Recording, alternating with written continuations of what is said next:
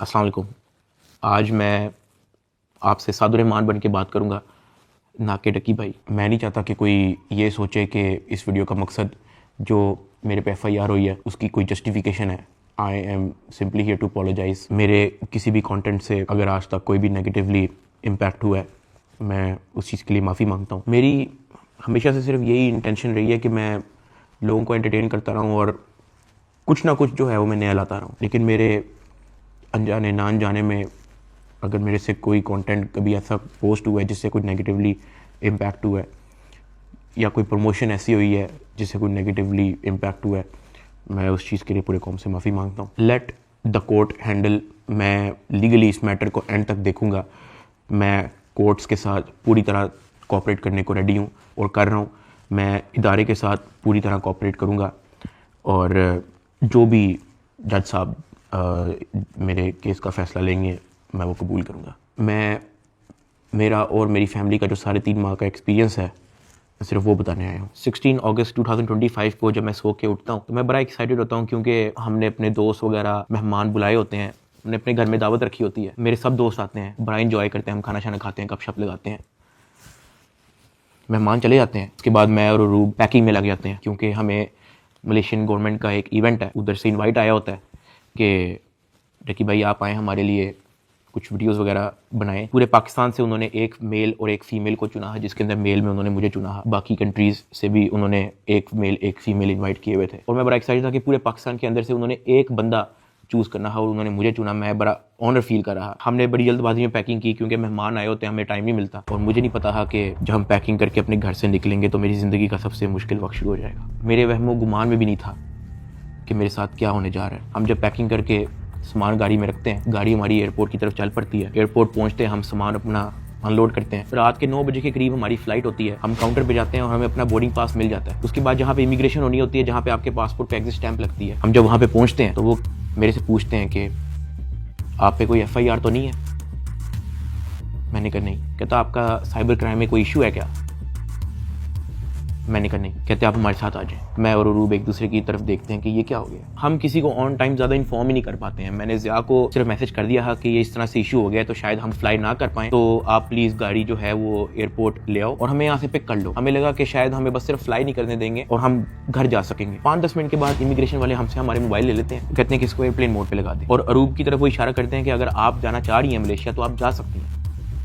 अरूब ने कहा नहीं, अगर साथ मेरे साथ जा रहा है तो मैं चले जाती हूँ, वरना मैं इधर ही ठीक हूँ। शायद ये मेरी गलती ही, मुझे उसको जाने देना चाहिए था, क्योंकि उसके बाद जिस चीज़ से मेरी फैमिली ने गो थ्रू किया है, मैंने यही रिग्रेट किया कि मुझे अरूब को मलेशिया भेज देना चाहिए था। इमिग्रेशन वाले हमें एक रूम में बैठाए थे। मैं और अरूब बस आपस में गपशप लगा रहे होते हैं कि कोई नहीं कल चले जाएंगे, कोई नहीं दोबारा टिकट करा के परसों चले जाएंगे, इवेंट भी 2 दिन के बाद है, कल चले जाएंगे। हम आपस में यही डिस्कस कर रहे थे। बिल्कुल मेरे अंदर इतना सा भी वहम गुमान नहीं था कि असल में इशू क्या है। 1 घंटे के बाद इमिग्रेशन वाले आते हैं, वो कहते हैं कि आ जाए हमारे साथ। एयरपोर्ट के बाहर NCCI की टीम आई होती है, मुझे वो हथकड़ी लगाते हैं, मेरी गाड़ी में बैठा देते हैं। अरूब कहती है कि मैंने भी साथ आना है। मैंने उसको कहा नहीं, तुम घर चली जाओ, मुझे नहीं पता क्या सीन है, मैं हैंडल कर लूँ। वो गाड़ी भी चल पड़ी थी, गाड़ी सीधा चलेगी NCCI ऑफिस गुलबर्ग। इस वक्त यूट्यूबर डकी भाई की गिरफ्तारी का हर तरफ चर्चा है। डकी भाई को लाहौर एयरपोर्ट पर उस वक्त गिरफ्तार किया गया जब अब इन्होंने मुल्क जा रहा था। NCCI लाहौर ने मारूफ यूट्यूबर सादुर्रहमान उर्फ डकी भाई के खिलाफ मुख्तलिफ इल्जाम के तहत मुकदमा दर्ज कर लिया। साइबर क्राइम एजेंसी ने यूट्यूबर साद उर्फ डकी भाई के खिलाफ मुकदमा दर्ज कर लिया है। मशहूर यूट्यूबर डकी भाई कल रात से गिरफ्तार है। पाकिस्तान के सबसे मशहूर यूट्यूबर डकी भाई एक बार फिर बड़ी मुश्किल में फंस गए हैं। मुल्जिम को गुज़श्ता रात लाहौर एयरपोर्ट से गिरफ्तार किया गया था। यूट्यूबर डकी भाई बड़ी मुश्किल में, हुक्म जारी, मदाहों के लिए बुरी खबर। डकी भाई डकी भाई डकी भाई डकी भाई डकी भाई डकी भाई डकी भाई।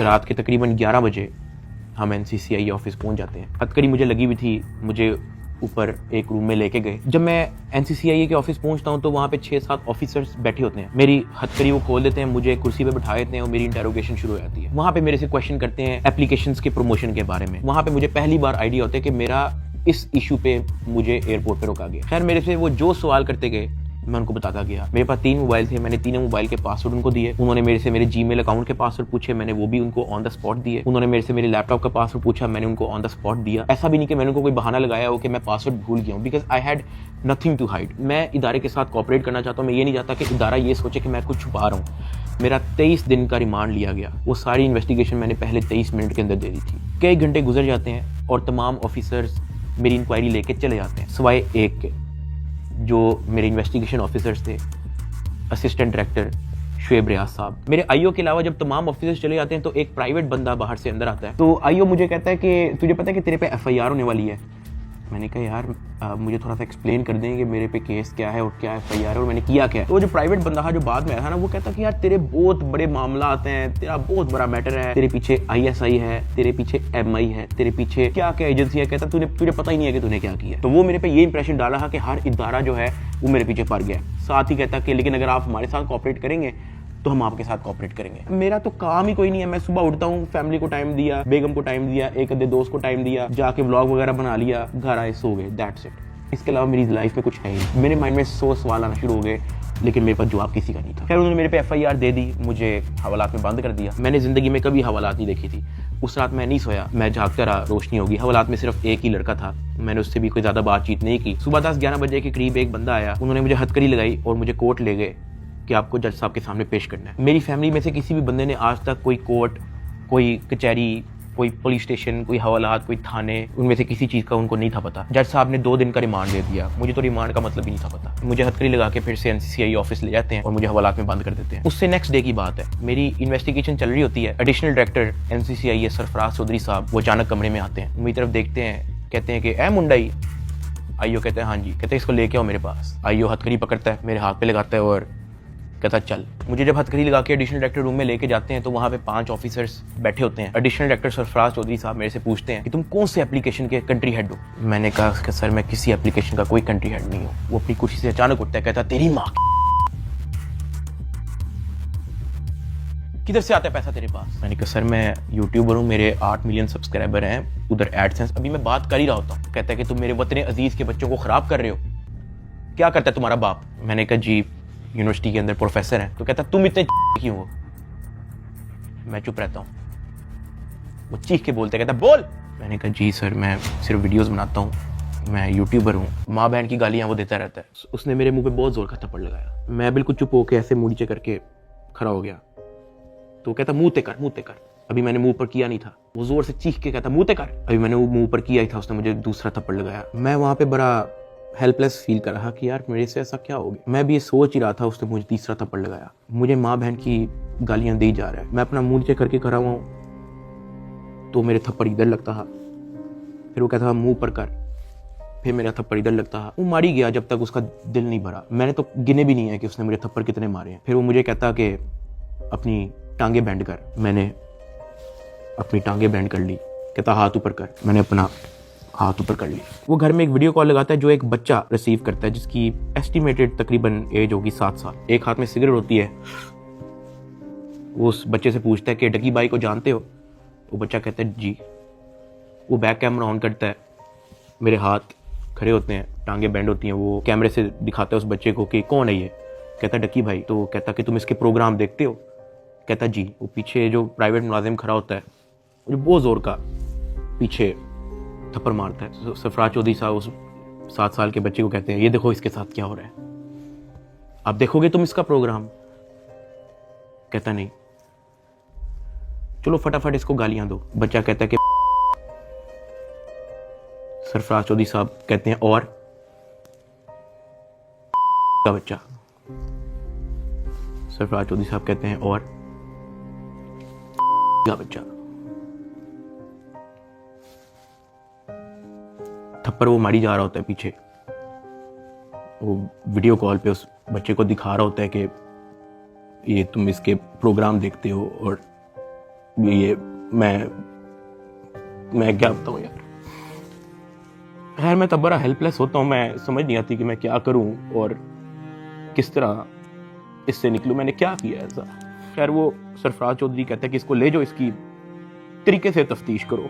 जबकि मैं डे 1 को आया हूं, मैं सब कुछ मोबाइल का पासवर्ड मैंने लैपटॉप के पासवर्ड, मैंने जीमेल के पासवर्ड, मैंने एक चीज़ नहीं छोड़ी है।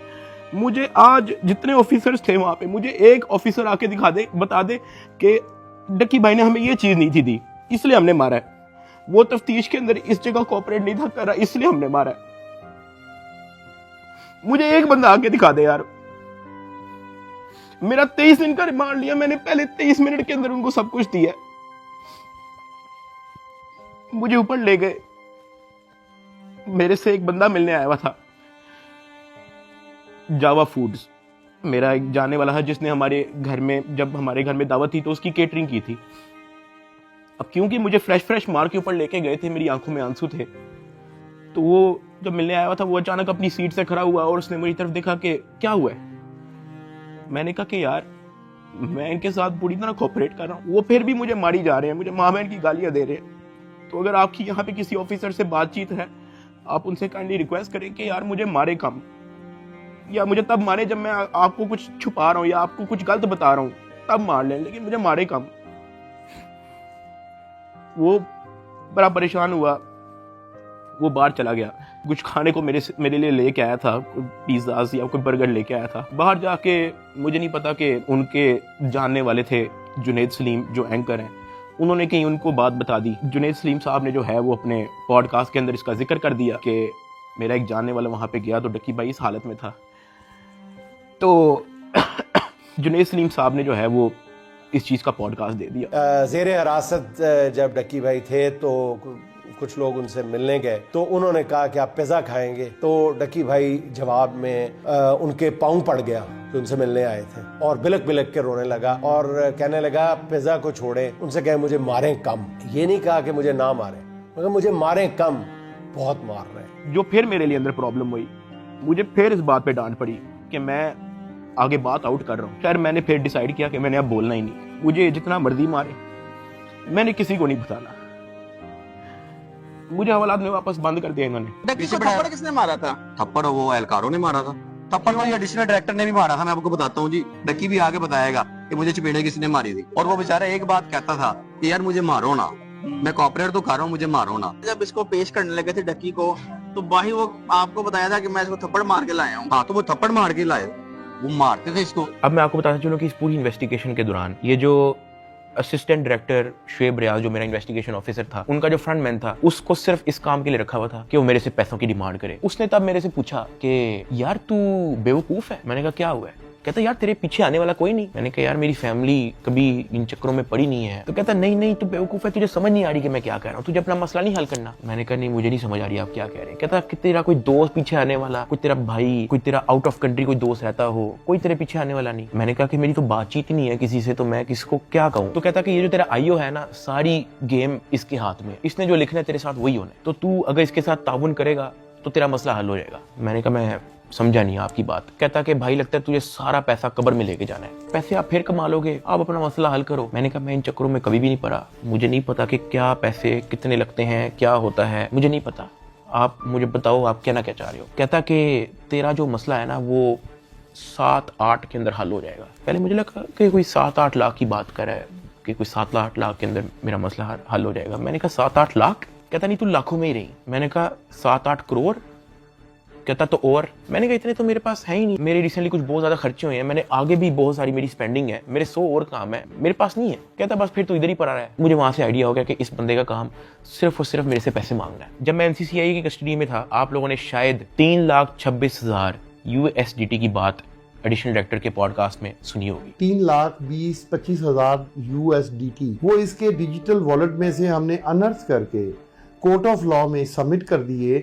हमने इसके डिजिटल वॉलेट में से वो अपने वॉलेट में जो सरकार का होता है उसमें अनर्थ करके प्रॉपर उसको फर्द मकबूजगी बनाकर कर दिया। ये बहुत बड़ी अचीवमेंट है। उन्होंने दर्जनों पॉडकास्ट दे के ये बताया कि 3,26,000 USDT जो है वो हमने इससे बरामद कर लिए हैं। अब मैं आपको उसकी असल स्टोरी बताता हूँ कि वो क्या है। हवाला से मुझे इन्वेस्टिगेशन के लिए लेके जाते हैं कोई शाम के 7 बजे के करीब। आइयो मुझे कहता है कि अपना बाइनेंस का अकाउंट खोल। मैं अकाउंट खोल देता हूँ। मेरे अकाउंट के अंदर कुछ ट्रेड चल रही होती है जो मेरी सारी लॉस पे गई होती है, क्योंकि उस दौरान बिटकॉइन नीचे गया हुआ था। वो सारी ट्रेड मेरी लॉस में क्लोज करता है, मेरी फ्यूचर्स की ट्रेड सारी लॉस में क्लोज करता है, मेरा पर्सनल नुकसान करता है। सारे टोकन जो मेरे पास डॉज, बिटकॉइन, इथीरियम, मेरे पास दर्जनों टोकन और पड़े हुए थे, वो सारे क्लोज करके उसको यूएसडीटी में खुद कन्वर्ट करता है और वो कहता है कि ये यूएसडीटी ट्रांसफर कर। मैंने कहा सर इसकी क्या वजह है, आपने मेरा पर्सनल लॉस भी कर दिया है। कहता है कि तुझे अपना मसला हल करना है या नहीं करना। मैंने कहा कि सर लेकिन ये 3,26,000 यूएसडीटी आपने ट्रांसफर क्यों करना है? जो भी आपकी इन्वेस्टिगेशन है आपके सामने, अकाउंट मैंने आपको दे दिया, उसका जीमेल मैंने आपको दे दिया, पासवर्ड मैंने आपको दे दिया, आपने ट्रांसफर इसको क्यों करना है? कहता है तुझे जितना कह रहे हैं उतना कर।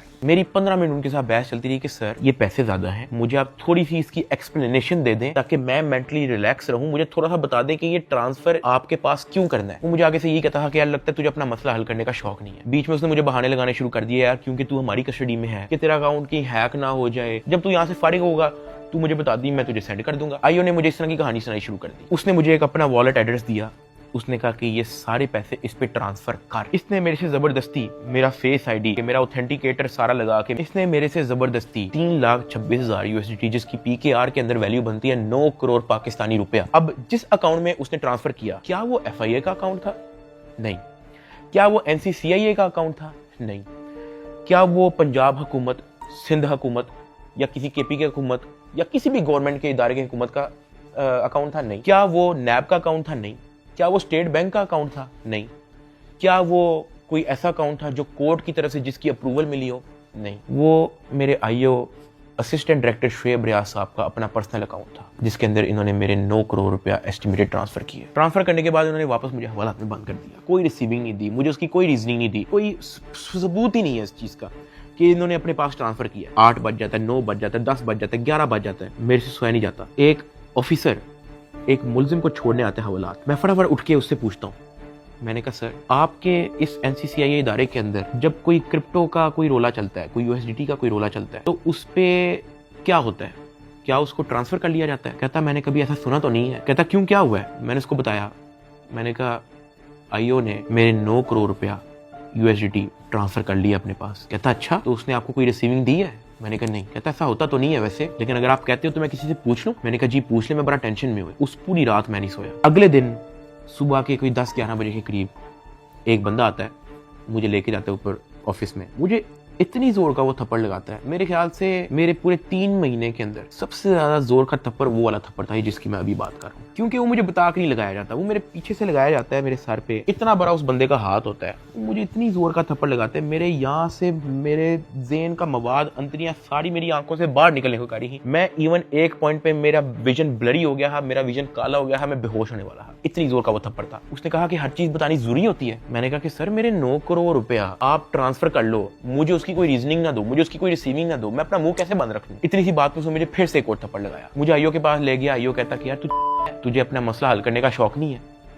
एडिशनल साहब बहुत नाराज है। मैंने कहा सर आपने 9 करोड़ रुपया मेरा ले लिया है, अभी मैं बात कर ही रहा था तो उसने इशारा किया कि इसको बंद कर दो। अब मुझे बंद कर दिया वापस हवालात में। कुछ टाइम के बाद जब मुझे फिर से इन्वेस्टिगेशन के लिए लेके गए तो ये जो मेरी 9 करोड़ रुपया जो इन्होंने ट्रांसफर किया था 3,26,000 यूएसडीटी, ये बात पूरे डिपार्टमेंट के अंदर फैल चुकी थी। हर प्राइवेट मुलाजिम को पता था, हर ऑफिसर को पता था, हर आईओ को पता था, डिपार्टमेंट में हर एक बंदे को पता लग गया था कि ये इतनी बड़ी अमाउंट जो है वो शुएब रियाज आईओ के अकाउंट में ट्रांसफर हुई है। आईओ ने सोचा इसने बात आउट कर दिया है, सबको पता लग गया है। इन्होंने फटाफट क्या किया, उसकी रिकवरी डाल के कोर्ट में पेश कर दिया कि ये देखो हमने ये पैसे बरामद किए हैं इससे, जबकि उन्होंने बरामद की इंटेंशन से वो ट्रांसफर अपने पास नहीं किए थे। इनकी ये इंटेंशन थी कि पैसा हम अपने पास ट्रांसफर कर लेते हैं, फिर इसमें से कोई इसको 20-30% वापस देके इससे डील करेंगे। ये इनकी शुरू की इंटेंशन थी, लेकिन मैंने डिपार्टमेंट में बात आउट कर दी। मैंने मार खा ली इसके बदले। मैंने कहा मुझे मारो जितना मारना है। डिपार्टमेंट में बात आउट कर दी, ये लोग घबरा गए, इन्होंने फटाफट कोर्ट में रिकवरी डाल दी, जिसकी वजह से मजबूरन एडिशनल डायरेक्टर सरफराज चौधरी साहब को दर्जनों पॉडकास्ट मजीद देने पड़े कि 3,26,000 हमने इस बंदे से बरामद कर लिया है, जबकि वो बरामदी की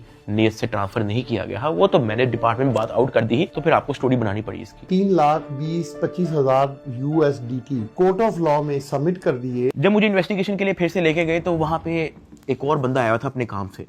मैं आप लोगों को उसका नाम तो नहीं बता सकता, लेकिन हम लोग उसका नाम रख लेते हैं बिग ब्रदर। ये बिग ब्रदर जो है आपने वीडियो के एंड तक याद रखना है। वो अपने किसी काम से आया था, उसने मुझे देखा, उसने मेरे से पूछा कि यार डक्की तेरे पे केस क्या है? मैंने कहा एप्लीकेशन प्रमोशन का केस है। तो कहता कि तेरा मैटर कहाँ तक पहुंचा है?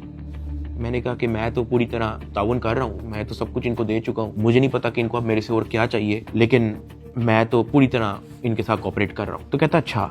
उसने उसे सर हिलाया और कहता कि क्या ये लोग तेरे से कोई पैसे भी मांग रहे हैं? अब क्योंकि मैं उस बंदे को पहली बार मिला हूँ, मैं नहीं जानता कि वो कौन है। मैंने उसको कहा कि नहीं, मेरे से कोई पैसे नहीं मांग रहा। उसने ऐसे सर हिलाया, कहता अच्छा चल ठीक है, अच्छा लगा तेरे से मिलके।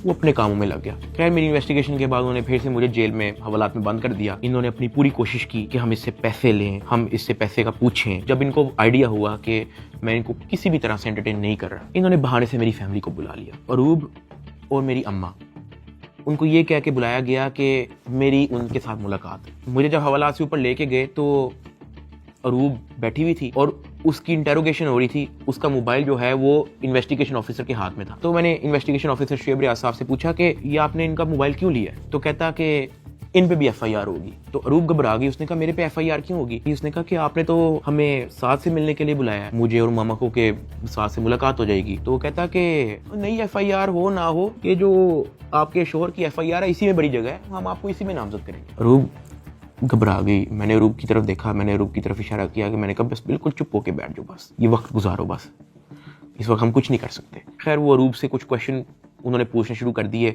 मैंने यही कोशिश की कि मैं जल्दी से जल्दी अरूब को वापस भेज दूं घर। उसका मोबाइल वापस मिले ना मिले डजंट मैटर, वो घर जाए। आईओ ने अरूब का मोबाइल रख लिया। मैंने अरूब को कहा कि अब तुम घर जाओ और तुमने वापस नहीं आना। जब अरूब घर गई है तो उसने जब वकीलों से डिस्कस किया तो वकीलों ने कहा कोई बात नहीं, हम प्री अरेस्ट बेल करवा लेंगे। तो अरूब ने कहा ओके। अगले दिन उन्होंने जाके प्री अरेस्ट बेल करवा ली। जब उन्होंने प्री अरेस्ट बेल करवाई तो प्री अरेस्ट बेल की खबर पहुंच गई इदारे में, एनसीसीआई ऑफिस में, आईओ के पास और सरफराज चौधरी एडिशनल डायरेक्टर के पास। इन्होंने फिर से मुझे कहा कि अपनी फैमिली को मीटिंग के लिए बुलाएं। मैंने घर वालों को कॉल की क्योंकि उसकी प्री अरेस्ट बेल हो चुकी थी। मैंने कहा चलो अब इसको खतरा नहीं है और इसका मोबाइल भी उनके पास है, तो I think it's not a big deal, मैं बुला लेता हूँ। ऑफिसर्स ने जो है मेरे घर कॉल करवाई। मैंने कहा कि अम्मा वो बड़े अफसरान, एडिशनल डायरेक्टर और इन्वेस्टिगेशन ऑफिसर्स बुला रहे हैं, तो बाकी घबराएं ना, कोई इस तरह कोई नेगेटिव मीटिंग या इस तरह का कुछ नहीं है, तो आ जाए। मेरी माँ और अरूब प्री अरेस्ट बेल करवाने के बाद एडिशनल डायरेक्टर रूम में आ गए। सरफराज चौधरी साहब कहते जतोई साहिबा आप अपने आप को क्या समझती हैं, आपने प्री अरेस्ट बेल करवा ली है? तो अरूब ने कहा जी। तो कहता अच्छा करवाएं, जो आपने करना करें। 5 रुपए का एक नया सफा आता है, हम एक नई एफआईआर लिखेंगे और आपको पकड़ लेंगे। अरूब मेरी तरफ देख रही है कि ये क्या है, ये किस तरह की मीटिंग है। मेरी माँ परेशान, लाल उनके चेहरे हो गए थे सबके। एडिशनल डायरेक्टर सरफराज चौधरी साहब ने फिर अपना मोबाइल खोला, वहाँ व्हाट्सएप खोला, उन्होंने ऊपर लिखा जज, और ऐसे मेरी माँ को और मेरी वाइफ को लिस्ट दिखाई ऐसे स्क्रॉल करके कि ये देखो मेरा इस जज से भी ताल्लुक है, मेरा इन जज से भी ताल्लुक है, मेरा इस जज से भी ताल्लुक है, क्या कर लेंगे आप? जब वो इस तरह जजेस की लिस्ट दिखा रहा था तो उसने बड़े ऊंचे अल्फाज में बोला कि यहाँ पे जज भी मैं हूँ, यहाँ पे वकील भी मैं हूँ, यहाँ पे सब कुछ मैं हूँ, जितनी आपने प्री अरेस्ट बेल करवानी है करवाएं, नया पर्चे में हम पकड़ लेंगे। हमारे पास कुछ कहने को नहीं था। मैंने वहाँ पे सिर्फ सर को कहा कि जी सर आप बिल्कुल सही कह रहे हैं। मैंने अपने घर वालों की तरफ देखा, मैंने उनको इशारा किया कि प्लीज वक्त गुजारे बस। मेरे घर वालों के चेहरे लाल हो गए हैं, मतलब बिल्कुल आप कह लो कि उनके पास कुछ कहने को नहीं थे। दे वर शेकिंग। वो बातें करता गया, हम लोग घबरा गए थे। हमने बस वेट किया कि यार ये कब हमें फारिग करेगा। जब उसने कहा ठीक है आप जा सकते हैं, मैं, अरूब और मेरी माँ जब उस एडिशनल डायरेक्टर रूम से बाहर निकले, मेरी माँ की आंखों में आंसू थे, अरूब की आंखों में आंसू थे। मैंने कहा कि यार मुझे बहाने से कहते हैं कि आप लोगों को बुला लो, फिर ये इस तरह की हरकतें करते हैं, डराने धमकाने वाली, ब्लैकमेलिंग, थ्रेट्स। मैंने कहा ये सिर्फ और सिर्फ इनका पैसे मांगने का तरीका है ताकि हम डर जाएं, इनको कुछ पैसे दे दें और हमारी जान छोड़ेंगे। तो ये इस तरीके से मुझे, मेरी फैमिली को ज़हनी अजियत देते रहे हैं, ब्लैकमेल करते रहे हैं। अरूब का राइट बनता है कि वो प्री अरेस्ट बेल करवा के आए। आपने अपनी इन्वेस्टिगेशन करनी है, करें। उसने तो अपना मोबाइल भी दे दिया, आप जब बुला रहे हो वो आ रही है, फिर भी आप उसको थ्रेट कर रहे हो कि जी आपने प्री अरेस्ट बेल करवा लिया, कोई बात नहीं, 5 रुपए का नया सफा आएगा, हम आपको फिर अरेस्ट कर लेंगे। और ये सब इनका तौर तरीका था कि हम लोग किसी तरह टूट जाए और ये जितने पैसे मांगे हम लोग फौरी इनको दे दें। इस दौरान आईओ और उसका जो फ्रंट मैन है, जब उनको पता लगा कि मैं और मेरी फैमिली किसी भी तरह से इनको एंटरटेन नहीं कर रही, कोई पैसों के मामले में लिफ्ट नहीं करवा रही, तो इन्होंने मेरे एक दोस्त से बात की और उस दोस्त को कहा कि इसको मुझे आके कहो कि ये पैसों से मसला हल होगा। उसकी जो भी गपशप हुई मेरे दोस्त ने वापस आके बताई, कहता कि ये पैसे ही मांग रहे हैं। मैंने कहा यार इस तरीके से मेरी फैमिली को ब्लैकमेल कर रहे हैं, इस तरीके से मुझे टॉर्चर कर रहे हैं, ये लोग चाहते क्या है? वो ये कह रहे हैं कि अरूब को हम पर्चे में नामजद ना करें और उस पर कोई नया पर्चा ना दें और उसको अरेस्ट ना करें, उसका वो 1 करोड़ रुपया मांग रहे हैं। मैंने कहा भाई इन्होंने मेरा बैंक अकाउंट ब्लॉक कर दिया, इन्होंने मेरी USDT भी अपनी जेब में डाली, मेरे अब्बा जी का बैंक अकाउंट ब्लॉक है, मेरी अम्मा जी का बैंक अकाउंट भी इन्होंने ब्लॉक कर दिया है, अरूब का बैंक अकाउंट इन्होंने ब्लॉक कर दिया है, जिया का बैंक अकाउंट इन्होंने ब्लॉक कर दिया है, इवन मुनीब जो अंडर 18 है उसका बैंक अकाउंट भी ब्लॉक कर दिया है। कहानी यहाँ पे खत्म नहीं हुई।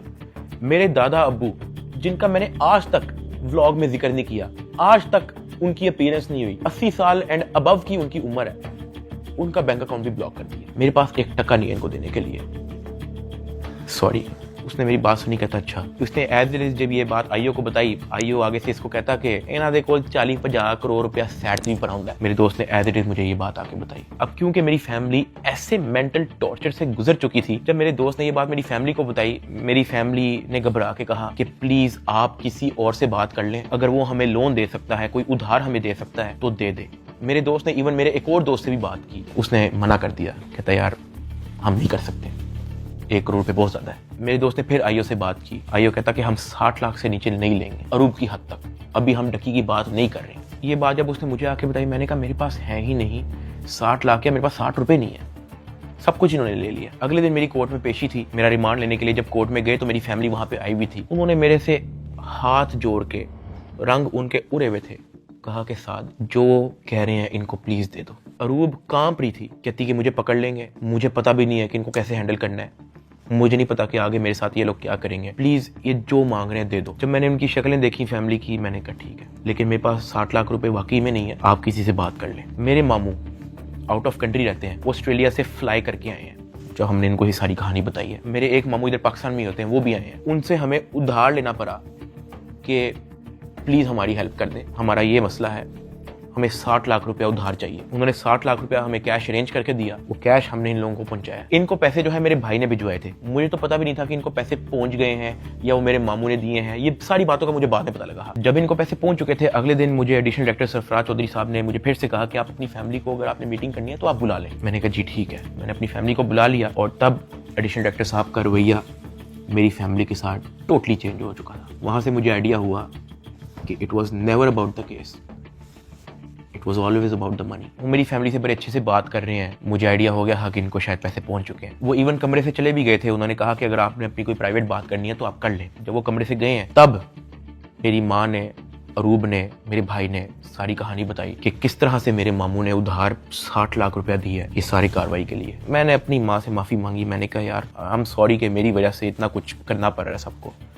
कहती कोई बात नहीं, अल्लाह पाक देख रहा है, इट्स ओके। खैर मेरी फैमिली को 5-10 मिनट दिए हैं मेरे से बात करने के लिए, और वो चले गए। अब तक मेरा 16-17 दिन का रिमांड हो चुका था। इतना लंबा रिमांड होता नहीं है। अभी वीडियो में कुछ टाइम पहले मैंने आपको कहा था कि बिग ब्रदर एक बंदा आपने याद रखना है। ये बिग ब्रदर इस बार फिर से एनसीसीआई ऑफिस आता है, लेकिन ये इस बार मेरे से मिलने आता है। मेरे से पूछता है कि किधर तक पहुंचा तेरा केस। मैंने कहा कि सर मेरी तरफ से तो मैं सब कुछ दे चुका हूँ, मुझे नहीं पता कि इनका क्या इरादा है। उसने मेरे से पूछा कि यार इतना लंबा तेरा रिमांड क्यों हुआ है। मैंने कहा सर नो आइडिया, जबकि मैं इनको सब कुछ दे चुका हूँ। इनके पास मेरे सारे मोबाइल हैं, इन्होंने मेरी वाइफ को भी नामजद किया है, सारे ईमेल पासवर्ड लिए हुए हैं, सब कुछ इनके पास है, ये फिर भी मेरा रिमांड डिमांड करते हैं। कहता अच्छा, तो इन्होंने पैसों की बात की है तेरे से? क्योंकि मैं उस बंदे पे उस तरह से ट्रस्ट नहीं था करता। मैंने कहा नहीं, इन्होंने मेरे से कोई पैसों की बात नहीं की। कहता किसी ने इशारा दिया हो, किसी ने इनडायरेक्टली तेरे से डिमांड की हो, या किसी ने कहा हो कि तू अगर पैसे दे देगा तो तेरी छूट हो जाएगी। फिर वही बात कि मुझे नहीं था पता कि वो बंदा कौन है। मैंने उसको कहा कि नहीं। उसने मेरी तरफ देखा ऐसा, कहता आर यू श्योर?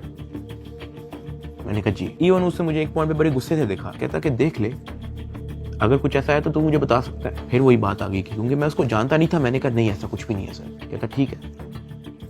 वो चला गया। मेरा 23 दिन टोटल रिमांड हो चुका था। जो मैं आप लोगों को ये भी बताता चलूं कि एनसीसीआई की हिस्ट्री में इतना लंबा रिमांड नहीं हुआ। इवन एक पॉइंट पे मैं इतना तंग आ गया था इनसे कि मैंने खुद ही जज साहब के सामने कहा कि सर मैं चाहता हूं कि ये लोग अपनी तसल्ली पूरी कर लें, इन्होंने जो मेरी इन्वेस्टिगेशन करनी है करें, अगर ये रिमांड मांग रहे हैं इनको रिमांड दे दें। मैं इतना तंग आ गया था, मैंने जज साहब के सामने खुद ही बोल दिया कि यार रिमांड ले लें मेरा। 23 दिन रिमांड के बाद भी इन्होंने 30 लाख रुपया मेरी फैमिली से मुझे जुडिशियल करने का लिया। मतलब एनसीसीआई ऑफिसर्स ने मुझे जेल भेजने के भी मेरी फैमिली से पैसे लिए। खैर मैंने अपने दोस्त को कहा कि यार ये आईओ से पूछो कि अब क्या इसने मेरे साथ करना है। कहता कि मैंने बात की है, वो ये नहीं कह रहा कि अब आपकी बेल करवानी है, वो ये कह रहा है कि हमने 4 पर्चे मजीद रेडी किए हुए, वो 4 पर्चे हम डकी भाई पे ना दें, उसका 1.5 करोड़ रुपया वो मांग रहे हैं, जिसमें से एक पर्चा इन्होंने कोई लड़की रिलेटेड रखा हुआ है। और जब मैंने ये सुना मैं बर्बाद, मैं टूट चुका था। मैंने अपने दोस्त को कहा तू इनको ब्लॉक कर दे बस, और तू जा, इनको को 4 पर्चे देने, 400 दें, मैंने अब 1 टका नहीं देना इनको। इस तरह तो इनको आदत लग जाएगी, फिर ये कहेंगे कि जी अब हम डकी भाई को फायर ना मारने का 5 करोड़ रुपया लेंगे, घर की बत्ती बंद कर देंगे, घर में अगर आप चाहते हो कि बत्ती आए उसका 50 लाख रुपया निकालो, पानी बंद कर देंगे, फिर कहेंगे घर में पानी आए उसका 40 लाख रुपया निकालो। ये तो इन हरकतों पे आ जाएंगे फिर। हाँ, अगर आप मेरी एक आधा फैमिली का अकाउंट छोड़ देते तो मैं आपको पैसे कहीं से तो दे, एटलीस्ट हमारी फैमिली जो है मकरूज तो ना होती। इतना मोटा मेरा चलान पेश किया, मुझे एक ऑफिसर उस चलान के अंदर एक सफे की एक लाइन का एक लफ्ज दिखा दे कि मेरे उसमें बाप का क्या रोल है, क्योंकि आप लोगों ने उनका अकाउंट बंद किया ना, उनका क्या रोल है मुझे उस सफे के अंदर दिखाएं। उस चलान के अंदर मेरी माँ का क्या रोल है वो मुझे दिखाएं। उस चलान के अंदर मेरे दादा अब्बू का क्या रोल है, मेरे किसी और फैमिली मेंबर का क्या रोल है मुझे दिखाएं। आपने उनको मकरूज कर दिया, कर्जे ले लेके अब उनको NCCIA के ऑफिसर के पेट भरने हैं, उनको डिप्रेशन में डाल दिया, ये कह के कि पता नहीं उनके पीछे ISI MI लगी है। मेरे फादर एक हार्ट पेशेंट है, उनके हार्ट की सर्जरी होनी थी। मैंने अपनी माँ को, अरूब को, ज़िया को सख्ती से मना किया हुआ था कि आपने एक तो ये अब्बा जी का ख्याल रखना है, दूसरा इनको कोर्ट में नहीं आने देना, ये मेरे पास एक बार भी जेल में ना आए, क्योंकि मुझे पता है उनकी हार्ट की क्या कंडीशन है। वो बेहोश हो जाते हैं, परेशान हो जाते हैं। हम उनकी सर्जरी के हमारे पास पैसे नहीं थे, वो जो पैसे हमने उनकी जो सर्जरी के लिए देने थे वो उन्होंने ब्लॉक कर दिया। अब कर्जा लेके हम NCCA के ऑफिसर्स का पेट भर रहे हैं। ये मेरी फैमिली को उस स्टेज पे लेके आए हैं जहां पे मैं स्पीचलेस हो गया कि यार मैं क्या करूं। मतलब अब्बा जी के इलाज के पैसे भी उन्होंने ब्लॉक कर दिए हैं। और ये बात मैंने उनको उधर दफ्तर में ऑफिस में कही थी, सरफराज चौधरी को मैंने खुद उसके मुंह पे कही थी। मैंने कहा मेरा अब्बा हार्ट पेशेंट है, उनकी सर्जरी के पैसे आपने मेरे फैमिली का अकाउंट ब्लॉक कर दिया है। ये इस स्टेज पे मेरी फैमिली को ले आए थे, मुझे 23 दिन बंद रख के चुपेरे मार के मुझे कोर्ट पे लेके जाते थे कि मैं किसी मीडिया के किसी माइक में बोल ना दूं। जिस्मानी रिमांड पे FIA के पास जाना है या उसके बाद जेल जाना है, तो क्या तो बोलने कोई मसला नहीं है। आज डकी भाई आप यूट्यूबर्स को क्या पैगाम देना चाहेंगे? कुछ बात नहीं करेंगे? ताहम आज जो है वो बात तो नहीं करने दे रहे, लेकिन डकी भाई को जो है वो सुबह सवेरे जो है आज अदालत में पेश किया गया है। बिल्कुल जी बात तो नहीं कर सकते डकी भाई। इससे पहले भी हमने जब इनसे गुफ्तगू करने की कोशिश की है तो NCCI एहलकारों की जानिब से जो वो मना कर दिया गया है कि वो किसी भी किस्म से वो जो है वो गुफ्तगू नहीं करेंगे। डकी भाई कुछ कहना चाहेंगे आप? डकी भाई आप कुछ कहना चाहेंगे? भाई कुछ तो बोलिए, इन्होंने तो मना नहीं किया आपको, आप लॉयर्स ने मना किया कि भाई सारी तो आपने तहकीकात के बारे में आपने ताउन किया, उसके बावजूद क्यों ही कहा जा रहा है आपके? मेरी गिरफ्तारी के 23वें दिन जब मुझे जज साहब के सामने पेश किया तो फाइनली मैं जुडिशल हो गया। जुडिशल का मतलब यह है कि अब मैं जेल चला जाऊंगा। जज साहब ने ऑर्डर लिख के दिया कि हमने बंदा जुडिशल कर दिया। अब जुडिशल करके कोर्ट से बंदा डायरेक्ट जेल नहीं जाता, कोर्ट से एक बार NCCA ऑफिस वापस आता है, वहां पे उसके कुछ पेपर्स रेडी होते हैं, उसके बाद उसको जेल भिजवाया जाता है। तो जब मैं कोर्ट से NCCA ऑफिस वापस आया, वही बिग ब्रदर उधर मौजूद था। उसने मेरी तरफ देख के कहा, डकी तेरे से पैसे किसने लिए? मेरा दिल इधर मुंह में आ गया। मैंने कहा यार ये मेरे साथ क्या हो रहा है। अब क्योंकि उसने मेरे से डायरेक्ट पूछा कि तेरे से पैसे किसने लिए हैं, उसने मेरे से ये भी नहीं पूछा क्या तेरे से कोई पैसे ले रहा है, उसने मेरे से कहा कि तेरे से पैसे किसने लिए। मैंने कहा कि जी ये शुएब रियाज और उसकी टीम ने, इन्होंने जो है वो पैसे ऊपर हायर अफसरान को भी पहुंचाने हैं। कहता अच्छा कोई डिटेल है तेरे पास? मैंने कहा कि सर मैं तो इनके साथ हवालात में था जेल में, सेल में, तो मेरी सिर्फ फैमिली को पता है कि एग्जैक्टली क्या हुआ। फैमिली 5-10 मिनट के लिए मेरे से मिली थी, लेकिन उन्होंने मुझे बहुत छोटा छोटा मोटा मोटा बताया, ज़्यादा डिटेल का मुझे नहीं पता। तो फिर उसने पूछा कि कितने पैसे लिए हैं। मैंने कहा जी 60 लाख रुपए लिए। वो भी मेरी वाइफ को नामजद करने का कह रहे थे कि जो मेरी बीवी को अरेस्ट कर लेंगे, अगर आप चाहते हैं कि हम आपकी वाइफ को अरेस्ट ना करें तो ये 60 लाख रुपया पहुंचाएं। तो वो हमें 60 लाख रुपया उसका हमने दिया। उसने कहा ठीक है तू जेल जा, लेकिन उससे पहले कहीं से कॉल करवा और अपनी फैमिली को कह कि तेरा एक दोस्त मिलने आ रहा है, उससे मिलने। मैंने कहा ठीक है।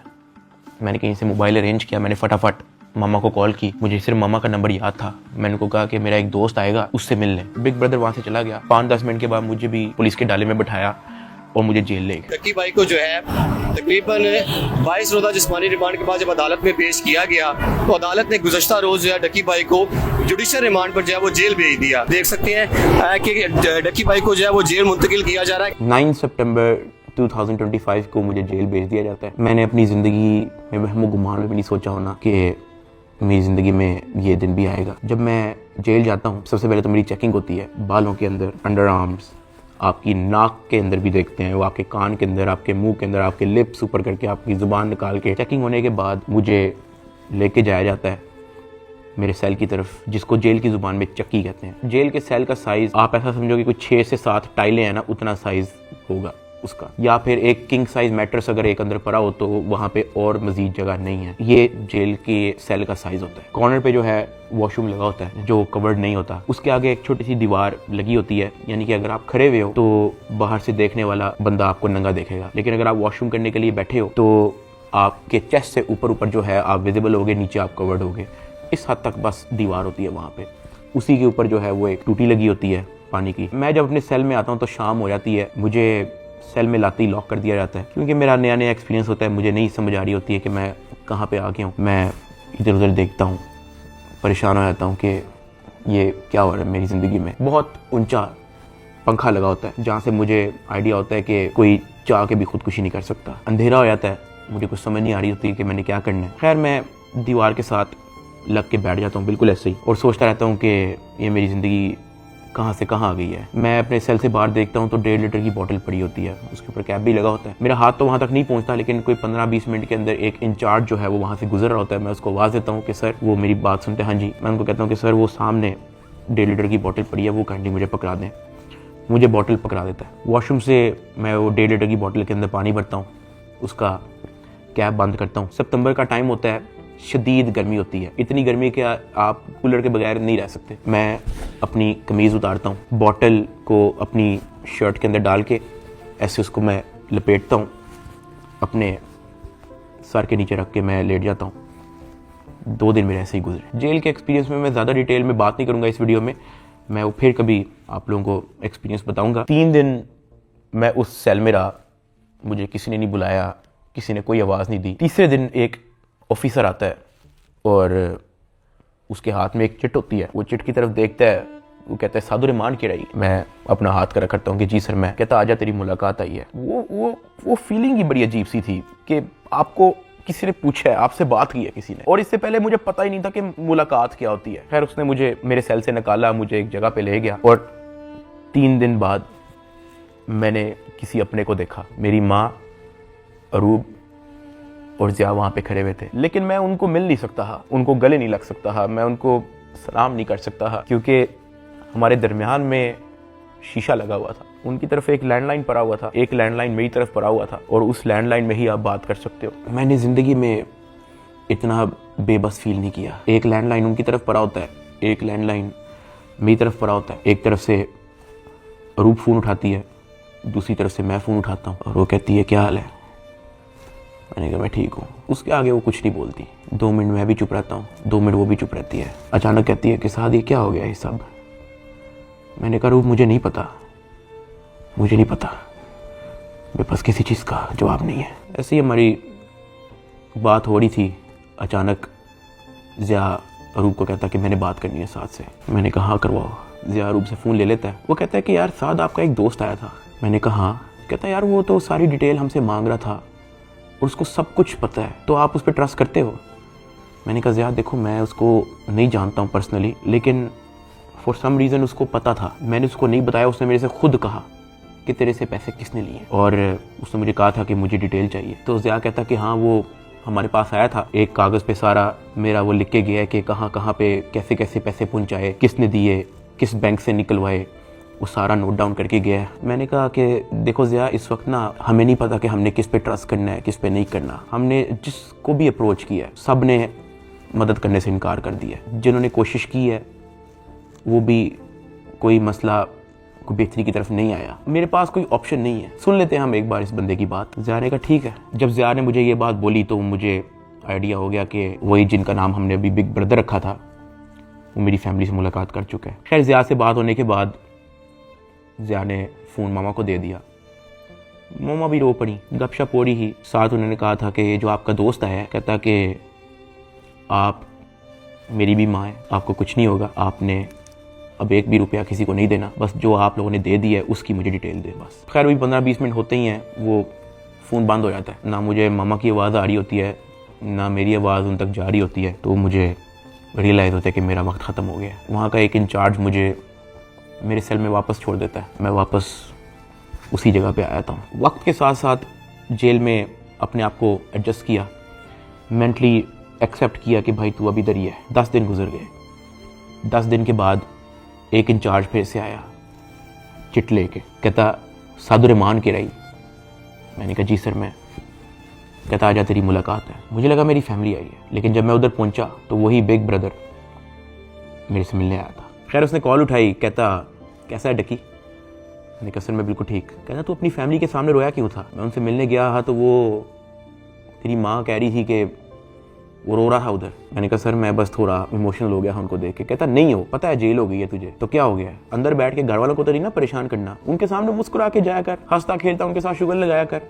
क्या मैं बिल्कुल ठीक हूँ, अंदर बड़ा मजा आ रहा है। मैंने कहा सर वो हो जाता है, मैं तो कोशिश करता हूँ कि मैं उनको कोई टेंशन ना दूं, लेकिन चेहरे पे बंदे के लिखा आया था। कहता खैर मैं गया उस दिन तेरे घर, माँ जी बहुत परेशान थी, मैंने उनको तसल्ली दी है, तुझे मैं सिर्फ ये बताने आया हूँ कि तू तगड़ा रहे। फिर उसने मुझे कहा कि अगर आने वाले कुछ टाइम के अंदर अगर तुझे कोई न्यूज़ तेरे रिलेटेड सुनने को मिलती है तो पैनिक नहीं होना और अंदर किसी से कोई बात शेयर नहीं करनी। कोई पूछे कहना मुझे इल्म नहीं किसी चीज़, और अपनी फैमिली को भी कह दे कि किसी चीज़ को लेके पैनिक नहीं होना।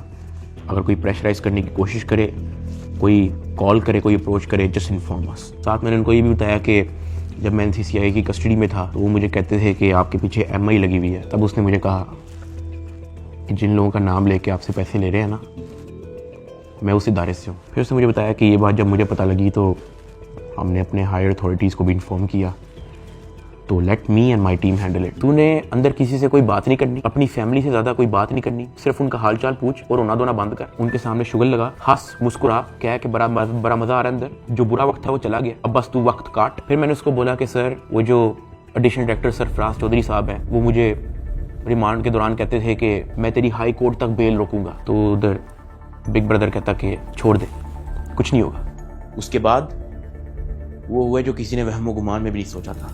ये मुकदमा दर्ज करवाने वाला कोई और नहीं बल्कि डिप्टी डायरेक्टर सरफराज चौधरी है, जिसने डकी को गिरफ्तार किया और उसको दुनिया का सबसे बड़ा मुजरम बनाकर पेश किया। इस डायरेक्टर को आज सस्पेंड कर दिया गया है। Additional director national cyber crime investigation agency Lahore हैं सरफराज चौधरी साहब, उन्हें जनाब सस्पेंड कर दिया गया है। भरपूर तैयारी है NCCI की डकी की बेल कैंसिल करवाने। डकी भाई के खिलाफ कार्रवाई करने वाले NCCI के अहलकार ऑफिसर सरफराज चौधरी साहब को मुअत्तल कर दिया गया। उसके बाद वो चीजें हुई हैं, वो चीजें हुई हैं जो मैंने अपने वहमो गुमान में भी नहीं सोचा था। मैं जब 23 दिन रिमांड में था, मैं इतना मायूस हो गया था, मैं अल्लाह पाक से भीख मांगता था कि या अल्लाह मुझे रास्ता दिखा, या अल्लाह मुझे इस झंझट से निकाल दे, या अल्लाह सब कुछ तेरे सामने है, मैं किसी जोगा नहीं, मेरी फैमिली किसी जोगे नहीं, हम फंस चुके हैं, हम गीदरों में फंसे हुए हैं, या अल्लाह मुझे यहाँ से निकाल दे। मैं हाथ जोड़ के भीख मांगता था। मैं हवालात में एक गंदे से कमरे में बैठ के मैं भीख मांगता था कि या अल्लाह तू सब देख रहा है, तेरे सामने हो रहा है सब कुछ, मेरे लिए कोई तो दरवाजा खोल, मुझे कोई रास्ता दिखा, मैं कहाँ जाऊँ। NCCI अफसरान की गिरफ्तारी पर मुकदमा यूट्यूबर डक्की भाई की अहलिया अरूब जतोई की मुद्दत में दर्ज किया गया। डक्की भाई की फैमिली से रिश्वत लेने का ये मामला, NCCI के अफसरान का जिस्मानी रिमांड मंजूर। अरूब जतोई ने दरखास्त दी है national cyber crime investigation agency के 8 अफसरों और 1 फ्रंटमैन पर। ये हो क्या रहा है? बैटिंग एप्स को रोकने वाले ही बैटिंग ऐप के जरिए पैसे मंगवा रहे हैं। मुकदमा डक्की भाई की अहलिया अरूब जतोई की मुद्दत में दर्ज किया गया। 12 लोग हिरासत में हैं FIA के। अफसर शुएब रियाद और सरफराज चौधरी, उन्होंने रिलीफ के नाम पर अरूब जतोई से रिश्वत मांगी। पर 90 लाख रुपए की रकम बतौर रिश्वत वसूल की गई। वो लोग जिनके कंधों पे निजाम की हिफाजत की जिम्मेदारी रखी गई थी, वही खुद इस निजाम में नकब लगाने लगे। जो तफ्तीशी थे आज वो मुलजिम के रूप में अपने ही इदारे के सामने जवाबदेह हैं। 7 अफसरान ने ओहदों से इस्तीफा दे दिया। 90 लाख रुपए रिश्वत लेने के केस में NCCI के एडिशनल डायरेक्टर समेत 6 अफसरान का जिस्मानी रिमांड मंजूर कर लिया गया है। अरूब जतोई इस बात पर डट गई हैं कि NCCI अफसरान जिन्होंने उनसे रिश्वत ली है इनको नहीं छोड़ेंगी। जिन ऑफिसर्स ने मेरी फैमिली को मेंटल ट्रॉमा से गुजारा, जिन ऑफिसर ने मेरी फैमिली को मेंटली टॉर्चर किया, जिन ऑफिसर ने मुझे बेवजह मारा, मैं उनसे भीख मांगता गया कि यार मुझे ना मारे, मुझे फिर भी मारते गए। जिन ऑफिसर्स ने बच्चे को वीडियो कॉल करके मुझे उससे माँ बहन की गालियां दिलवाई, अगले दिन सबकी खबर आ गई कि वो सब गिरफ्तार हो गए। और ये जो 100 दिन की कैद थी, जब मुझे किसी किस्म की कोई उम्मीद नहीं थी नजर आती, मैं कभी कभी अल्लाह पाक से कहता था कि अल्लाह तू मेरी क्यों नहीं सुन रहा। लेकिन ये सब जब मुझे खबरें सुनने को मिली तो मैंने रियलाइज किया कि अल्लाह ने मेरी तभी सुन ली थी जब बिग ब्रदर मुझे फर्स्ट टाइम NCCI ऑफिस में मिला और उसने मेरे से पूछा था कि तेरे पे केस क्या है। इसमें मैं FIA एंटी करप्शन इदारे को बड़ा अप्रिशिएट करना चाहूंगा, जिन्होंने मेरी फैमिली का सारा केस सुना, मेरी फैमिली के एक मेंबर के पास जाके उन्होंने उनकी स्टोरी सारी सुनी उनका बयान लिया, इन पे FIR लॉन्च की और ये सब कुछ हुआ। वहां से मुझे रियलाइज हुआ कि इदारे बुरे नहीं होते, कुछ लोग होते हैं जो बुरे होते हैं। और अनफॉर्चुनेटली मेरे केस के अंदर भी मुझे बुरे लोग मिले, लेकिन क्योंकि अच्छे लोग भी एग्जिस्ट करते थे, अल्लाह पाक ने उनको वसीला बनाया, उनको हमारे पास भेजा। 16 अगस्त को मैं गिरफ्तार हुआ। 100 दिन टॉर्चर, ऐसा रोलर कोस्टर जो मैंने जिंदगी में कभी भी नहीं सोचा था मैं और मेरी फैमिली ने गुजारा। 100 दिन के बाद जस्टिस शहराम सरवर, मैं उनको सल्यूट करता हूँ, उन्होंने मुझे बेल दी हाई कोर्ट से। मैं जब जेल में था, जब सबसे पहले मुझे इस चीज़ की न्यूज़ मिली कि डकी तेरी बेल हो गई है, तब जो मेरी बॉडी पे खून दौड़ा था उसके लिए मैंने 100 दिन इंतजार किया। मैं तो जम गया था, मैं ख़त्म हो गया था, मैं बर्बाद हो गया था। सही बताऊँ तो मैं हार मान ली थी, मैं टूट चुका था। मुझे नहीं पता था कि मैं क्या करूँगा। ये 100 दिनों में क्या क्या हुआ, ये वीडियो तो शायद 40-50 मिनट की होगी। अगर मैं आपको बताना शुरू करूं तो ये वीडियो 4-5 घंटे की होनी चाहिए। बहुत सारी चीजें मेरी मजबूरी है, मैं नहीं बता सकता। इवन ये जो भाई थे जिनका नाम हमने बिग ब्रदर रखा था, उनसे मैंने रिक्वेस्ट की, मैंने कहा सर मुझे लोगों को बताने दें कि आपने हमारी फैमिली के लिए क्या क्या किया। कहता Ducky, we work in the shadows, हमें आपकी अप्रिसिएशन नहीं चाहिए, ये हमारी ड्यूटी थी। आपकी माँ हमारी माँ है, आपकी फैमिली हमारी फैमिली है। ना हम चाहते हैं कि आप हमारा नाम लें, ना हम चाहते हैं कि आप हमें मेंशन करें। उसने कहा क्योंकि हमारे इदारे का नाम लेके आपको और आपकी फैमिली से फाइनेंशियल बेनिफिट्स ले रहे हैं, तो we have to step in. इदारे की ट्रेनिंग ही ऐसी है कि अगर हमारे इदारे का कोई नाम लेके अपने लिए कोई बेनिफिट लेगा तो उसकी कोई टॉलरेंस नहीं है। ये हमारी ड्यूटी है, we are here to serve this country. अगर आप गलत होते या आपकी फैमिली गलत होती तो हम आपका साथ ना देते, लेकिन हमने देखा कि हमारी माँ मुश्किल में है, हमारी बेटी मुश्किल में है, हमारा भाई मुश्किल में है, तो हमें आपकी अप्रिसिएशन ही चाहिए।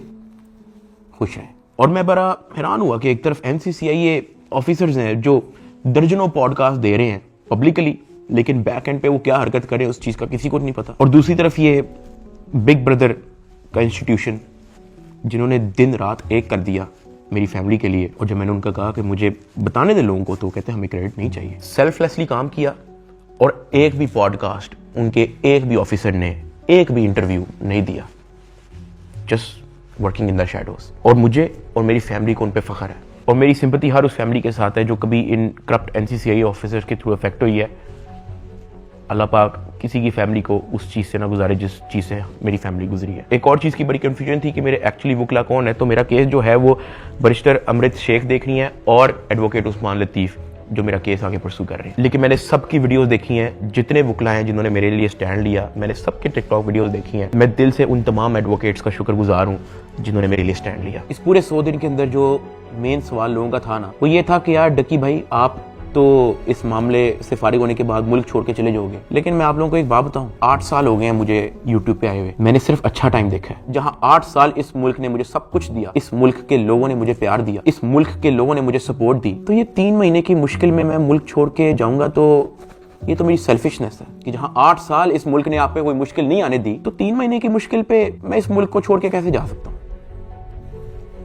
मैं इधर ही हूं, मैं कहीं नहीं जा रहा। पाकिस्तान ने ही मुझे सब कुछ दिया है, पाकिस्तान में ही मैं रहूंगा। यहाँ पे मैं वीडियो को एंड कर रहा हूँ। इस पूरे 100 दिन के अंदर मैंने बहुत कुछ सीखा। कोई भी आके पीछे नहीं आता आपकी फैमिली के अलावा। मेरी माँ कोर्ट के धक्के खाती रही है, उनका क्या काम है कोर्ट में? उन्होंने कौन सा वहाँ पे कोई बयान देना है या कोई स्टेटमेंट देनी है, या वो कौन सी वकील है जो उनका कोर्ट में कोई काम है? वो सिर्फ वहाँ पे इसलिए आती थी कि मुझे कोई 30-40 सेकंड के लिए अपने बेटे की झलक देखने को मिल जाए, मैं बस देख लूँ कि यार मेरा बेटा ठीक है। सिर्फ इसलिए आती नहीं है, एक दिन भी उन्होंने मिस नहीं किया। आज के दौर में जहाँ वफादारी तो मजाक बन के रह गई है, और वो मेरे साथ एंड तक खड़ी रही। उसको डराया गया, धमकाया गया, ब्लैकमेल किया गया। इवन एक पॉइंट में मैंने उसको ये भी कहा था कि जब तक ये मैटर हल नहीं होता तुम आउट ऑफ कंट्री चले जाओ। वो तब भी मेरे साथ खड़ी रही। मैं जेल में था और मेरे लिए मर्दों से लड़ती रही है। और सही बताऊं तो कोई भी नहीं करता ऐसा। हल्का सा मर्द पे पूरा टाइम आता है, औरतें छोड़ के चली जाती हैं, लेकिन अरूब मेरे साथ खड़ी रही। मैं एहसान कभी भी नहीं भूलूंगा। ज़िया अपने सारे काम छोड़ के, अपना यूनिवर्सिटी छोड़ के, अपनी सारी स्टडीज़ छोड़ के, अपना यूट्यूब चैनल छोड़ के मेरे साथ खड़ा रहा, मेरे साथ एफर्ट उसने एंड तक रखी। मेरे अब्बा जी हार्ट पेशेंट, उनको मैंने मना किया हुआ कि आपने बाहर नहीं निकलना, उनके बैंक अकाउंट बंद है, उधार पे है। मेरे लिए डेली मैसेज भेजते हैं अम्मा के थ्रू कि हमारी दुआएं साथ आपके साथ हैं, आपने घबराना नहीं है। मैंने सिर्फ ये रियलाइज़ किया है कि आपकी फैमिली के अलावा कुछ मैटर नहीं करता इस दुनिया में।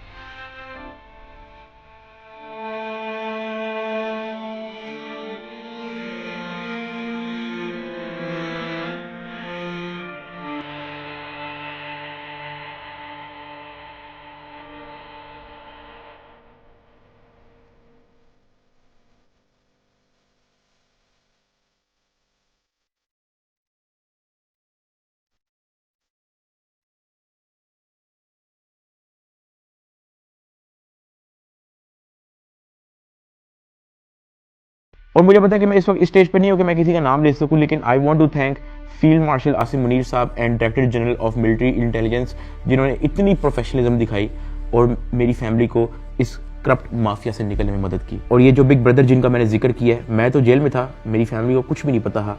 जब जब उनको कोई परेशानी होती ही, जब जब उनको कोई सवाल होता था, जब उनको किसी चीज़ की टेंशन होती ही, ये जो बिग ब्रदर है ये और इनकी टीम हमेशा उनके लिए अवेलेबल रही है। और इस तरह का clean up operation in corrupt mafia के अगेंस्ट आज तक पाकिस्तान की तारीख में नहीं हुआ। और ये सब क्रेडिट जो है ये इंटेलिजेंस एजेंसीज को जाता है। और जैसे मैंने आपको कहा कि मैं आप लोगों को सब कुछ तो नहीं बता सकता, मैं अगर बताना शुरू करूं तो ये वीडियो कोई 40-50 मिनट की नहीं, ये वीडियो कोई 4 घंटे की होगी। वैसे भी आप लोग कहोगे कि झूठ बोल रहा है, ये तो कोई टॉम क्रूज की मिशन इम्पॉसिबल हॉलीवुड मूवी की स्क्रिप्ट बता रहा है। मैं बस यही कहना चाहता हूँ कि मैं और मेरी फैमिली हमेशा इनके शुक्रगुजार है। मैं आप सबको थैंक यू कहना चाहूंगा कि आप लोगों ने मुश्किल टाइम पे भी मेरा साथ नहीं छोड़ा। मैंने घर आके सोशल मीडिया देखा है,